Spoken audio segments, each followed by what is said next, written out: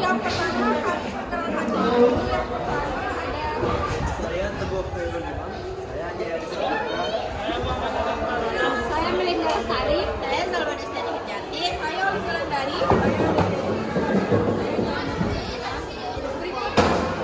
kami. Baik, untuk pertanyaan yang pertama yaitu tentang menjelaskan ciri-ciri dan pengertian demokrasi liberal yang akan dijelaskan oleh Zalwa. Demokrasi liberal adalah sistem pemerintah di mana kekuasaan dipegang oleh perwakilan yang dipilih melalui pemilihan umum yang bebas dan adil. Ciri-cirinya yaitu meliputi pemisahan kekuasaan, pelindungan hak asasi manusia, kebebasan individu, supremasi hukum, dan akuntabilitas pemerintah. Sistem ini menjamin kebebasan sipil dan hak individu, serta menegakkan keadilan dan pemerintah yang bertanggung jawab. Oke, terima kasih untuk jawabannya. Berikutnya akan di pertanyaan kedua yaitu tentang menjelaskan tujuan sistem pemerintahan demokrasi liberal yang akan dijelaskan oleh dia. Tujuan sistem pemerintahan demokrasi liberal adalah untuk menjamin kebebasan dan hak asasi individu, membatasi kekuasaan pemerintah agar tidak sewenang-wenang, serta memastikan pemerintah yang transparan dan akuntabel melalui pemilihan umum yang bebas, adil, dan berkala. Dengan demikian, demokrasi liberal menciptakan masyarakat yang menghargai hukum dan melindungi hak-hak warga negara.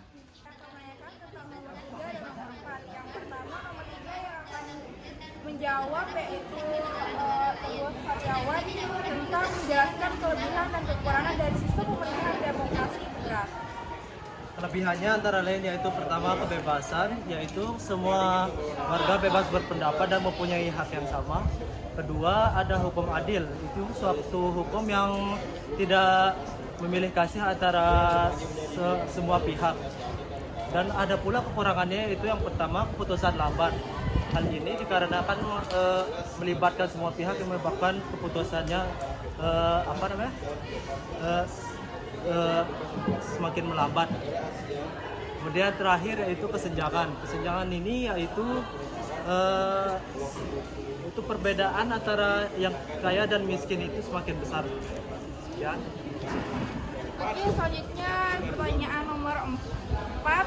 Yang nomor 3 sangat bagus sekali dan bisa menghafal jawabannya. Selanjutnya nomor 3 yaitu tentang menjelaskan kelebihan nomor 4 ciri-ciri dari pengertian demokrasi terpimpin. Ciri-ciri demokrasi terpimpin. 1. Kekuasaan sentral pada presiden. Presiden memegang kekuasaan utama dalam pengambilan keputusan. Kedua, pembatasan peran partai politik. Peran partai politik dikendalikan oleh pemerintah. Nomor 3, tidak ada pemilu yang bebas. Pemilu yang adil dan bebas tidak dilaksanakan. Nomor 4, ideologi Nasakor. Penyataan ideologi nasionalisme, agama dan komunis sebagai dasar pemerintahan. Nomor 5, pembatasan kebebasan pers media dan kebebasan berekspresi dikontrol oleh pemerintah. Nomor 5 dan nomor 6. Yang pertama nomor 5 yaitu menjelaskan tujuan sistem pemerintahan demokrasi terpimpin yang akan dijawabkan oleh Nomor 5, sistem pemerintahan demokrasi terpimpin bertujuan untuk menjaga stabilitas politik, mencegah krisis kepemimpinan, meningkatkan efektivitas pengambilan keputusan, dan menyelaraskan kepentingan umum dengan kepentingan individu. Berikutnya dengan pertanyaan nomor 6 yaitu menjelaskan kelebihan dan kekurangan dari sistem pemerintahan demokrasi terpimpin yang akan dijawabkan oleh Anjayani Saputra. Kelebihannya termasuk stabilitas politik, mengurangi resiko konflik politik dan ketidakstabilan, keterbatasan partisipasi politik, mengurangi ruang bagi keterlibatan publik dan kebebasan pendapat. Baik, dari semua pertanyaan yang tadi yang saya tanyakan kepada teman-teman saya tadi, itu sebuah jawaban yang benar-benar menurut kami itu benar. Dan sekarang untuk Melinda Lestari akan menyimpulkan dari semua pertanyaan-pertanyaan yang tadi, jawaban yang tadi. 1. Demokrasi liberal. Pengertian: sistem pemerintahan yang menekankan kebebasan individu, hak asasi manusia, dan partisipasi aktif masyarakat. 2. Ciri-ciri: pemilihan umum bebas, kebebasan pers, perlindungan hak asasi manusia. 3. Tujuan: menjamin kebebasan individu, membuat pemerintah akuntabel, menciptakan keseimbangan kekuasaan. Kelebihan: kebebasan politik, partisipasi masyarakat, pemerintahan yang responsif. Kekurangan: proses politik lambat, polarisasi politik, pengaruh kelompok kepentingan. 4. Demokrasi terpimpin.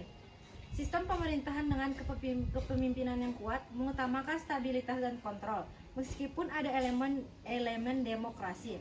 5. Ciri-ciri: kepemimpinan terpusat, kontrol terhadap kebebasan pers, fokus pada stabilitas. 6. Tujuan: menjaga stabilitas, menghindari konflik, efisiensi pemerintah. Kelebihan: stabilitas politik, mengambil keputusan cepat, kebijakan konsisten. Kekurangan: pembatasan kebebasan, penumpukan kekuasaan, kurangnya partisipasi masyarakat. Ya, terima kasih atas kesimpulannya. Sekian dari kelompok kami. Wassalamualaikum warahmatullahi wabarakatuh.